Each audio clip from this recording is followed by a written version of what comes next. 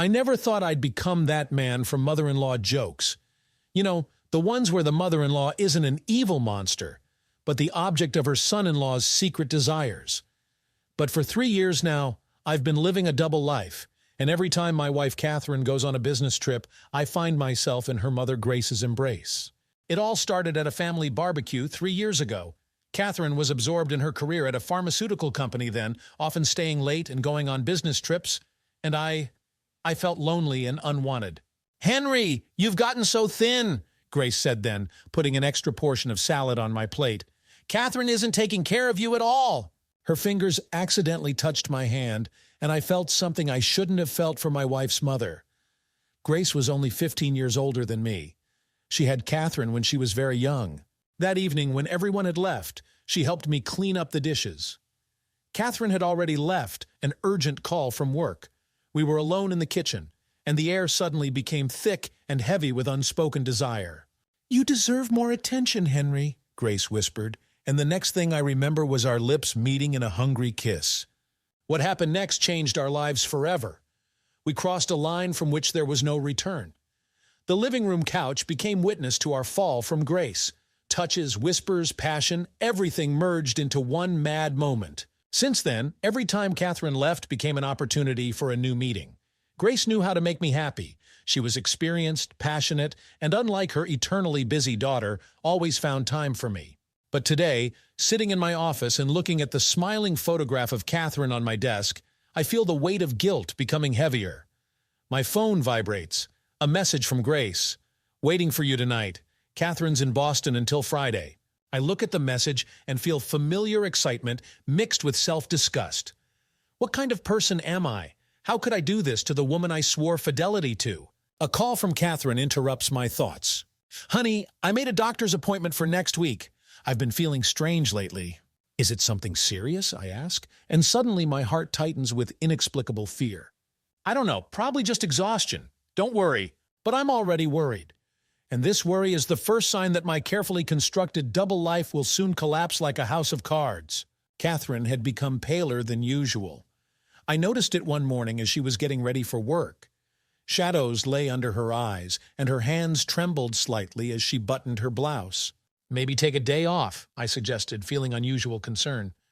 "Can't, I have an important presentation." She tried to smile, but the smile looked forced. That day she fainted right during a meeting.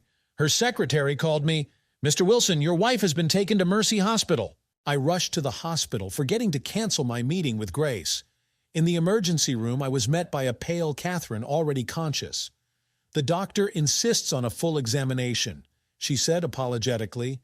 The next 2 weeks turned into an endless series of tests and consultations. Grace was there too, as a caring mother, not a lover. I saw her casting furtive glances at me, but we both understood now wasn't the time. The diagnosis hit like a sentence: lymphoma, aggressive form.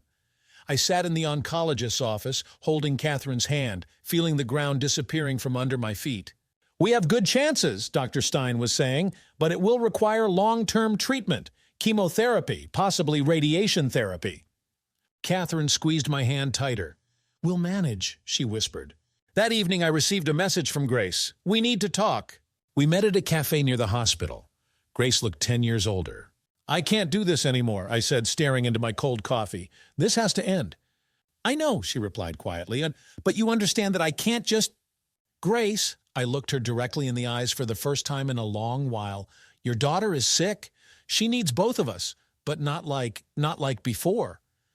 "You think I don't understand?" Her voice broke. "This is my girl, my only daughter, and what have we done, Henry?" There were tears in her eyes. I wanted to reach out, comfort her, but for the first time in 3 years I held back. For the first time in 3 years, I felt like a husband, not a lover. "Forgive me," I whispered. "No, you forgive me." She stood up, leaving her coffee untouched. "Take care of her, Henry. Do what I couldn't. Be faithful to her." When I returned home, Katherine was already asleep. On the bedside table lay brochures about chemotherapy and a list of medications. I sat next to the bed and for the first time in many years truly looked at my wife. She seemed so fragile, so vulnerable. How could I have betrayed her? How could I have betrayed them both? The phone in my pocket vibrated. Message from Grace. "Delete my number. It will be better for everyone." I pressed delete and felt a tear rolling down my cheek. The first chemotherapy session was rough. Katherine was nauseous, couldn't even keep water down. I sat next to the hospital bed, holding a special hospital container, remembering our first dates. "Remember that Chinese restaurant?" I asked, trying to distract her. "Where you ate the spicy noodles and then—" "And then I was sick all night," she smiled weakly. "And you sat next to me just like now." "Yes, and read you stupid jokes from the internet. They were terrible." She tried to laugh, but another wave of nausea hit her. A nurse entered the room, followed by Grace. Our eyes met for a moment and immediately looked away. "Sweetie, how are you?" Grace sat on the other side of the bed. "Been better, Mom." Katherine closed her eyes. "But Henry's taking care of me. He's become so attentive lately." I felt my face flush with shame. Grace deliberately rummaged in her bag, pretending to look for tissues. That evening, Grace caught me in the corridor. "We need to talk," she said, pulling me into an empty break room. "Grace, we agreed." "I know what we agreed, but I can't. Henry, I miss you, miss our meetings, your touches." "Stop!" I stepped back. "This is wrong. It was wrong all this time." "And it was right before?" Her eyes flashed with anger. "When you came to me every week, when you whispered that you couldn't live without me, I was selfish. We both were selfish." "Love is selfishness?" "This wasn't love, Grace. It was passion, loneliness, maybe revenge against Katherine for her constant busyness, but not love." She fell silent, looking out the window at the evening city. "You know," she finally said, "I always envied Katherine. She got the education I could only dream of, built a career, married a good man. And that man betrayed her with her own mother," I laughed bitterly. "We both betrayed her." Grace wiped away emerging tears. "You know what's worst? I really love my daughter. And that's why I have to let you go." At that moment, the sound of vomiting came from Katherine's room. We both jumped toward the door. "Go," said Grace. "Go to your wife. I'll manage." In the room, I found Katherine bent over the sink. Her beautiful chestnut hair had started falling out in clumps. I helped her wash up and put her back in bed. "Sorry," she whispered. "I know this is disgusting." "You're the most beautiful woman in the world," I replied. And for the first time in a long time, it wasn't a lie. When all of Katherine's hair fell out, she cried for the first time since her illness began. "I'm a monster," she sobbed, looking at her gaunt face in the mirror. I came up behind her, hugged her shoulders, and whispered, "You know what I see in the mirror? The strongest woman I've ever met." "You're lying." She tried to smile. "Remember our honeymoon?" I turned her to face me. "You said then that you'd always dreamed of shaving your head bald, but were afraid I'd stop loving you. And you said you didn't love me for my hair." "Exactly, and you know what? I was right." That evening we truly talked for the first time in a long time. About us, about the future, about how we'd grown apart over the recent years. "I got so caught up in my career," Katherine admitted. "Thought I was doing it for us, for our future. But in the end, I almost lost you." Her words were like a knife to my heart. If only she knew. The next day, Grace came to the hospital again. She brought homemade soup and some herbal teas. Katherine was dozing after another chemotherapy session.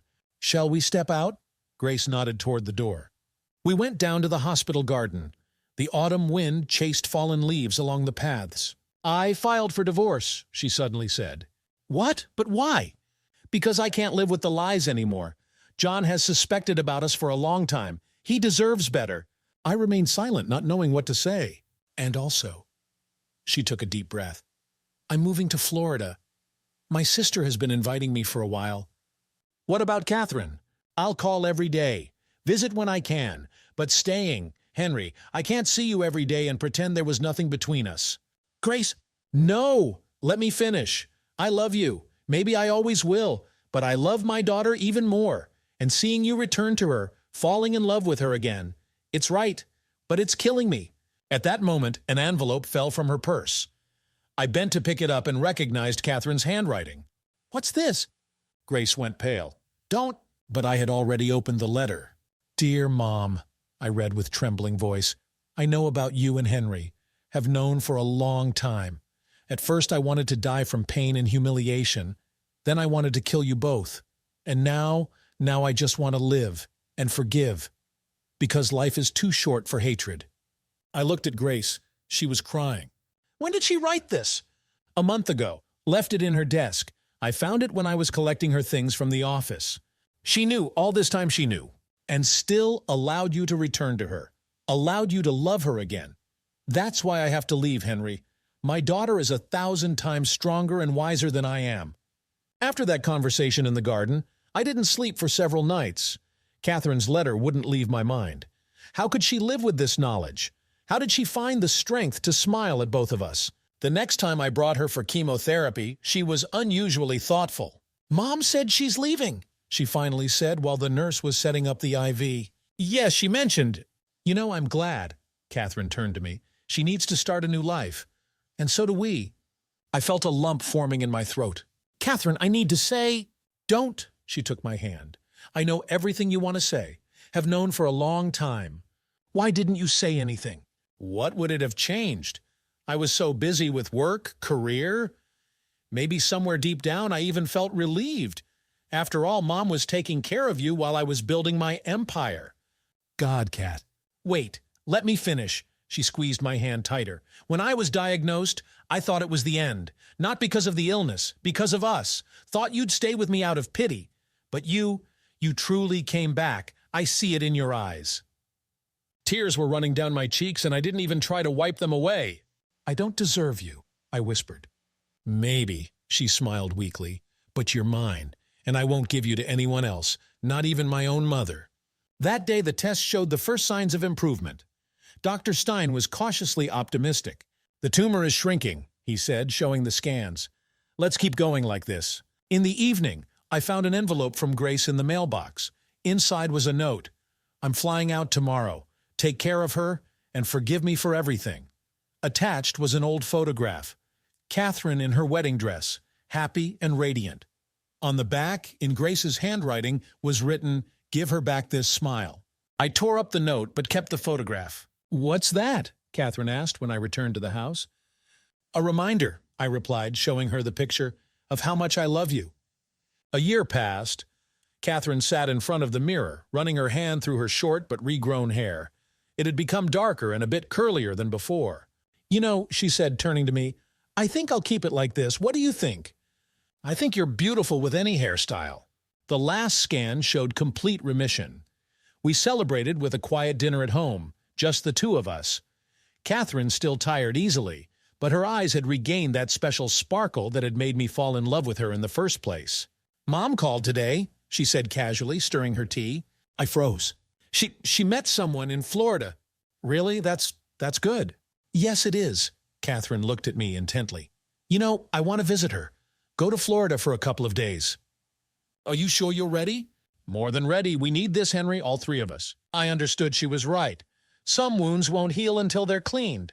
"Want me to go with you?" "No," she shook her head. "This needs to be between me and Mom. We've hidden behind half-truths for so many years. It's time to talk openly." A week later, I drove her to the airport. Before going through security, she turned around. "You know what's most amazing about this whole story?" "What?" "That it took a deadly illness to bring you back to me, to bring us back to each other." "Kat!" "Shh!" She put her finger to my lips.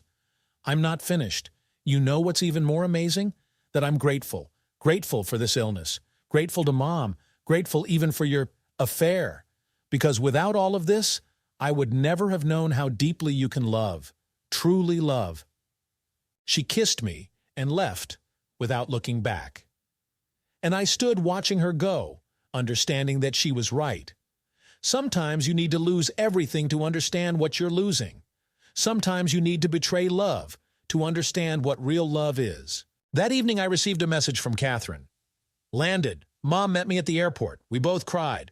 Feels like the beginning of something new." I smiled and typed a response. "Love you." Then added, "Thank you for saving our marriage." "No," came the reply a minute later. "It's our marriage that saved us." I sat in our kitchen, watching the setting sun and thinking about how strange life is.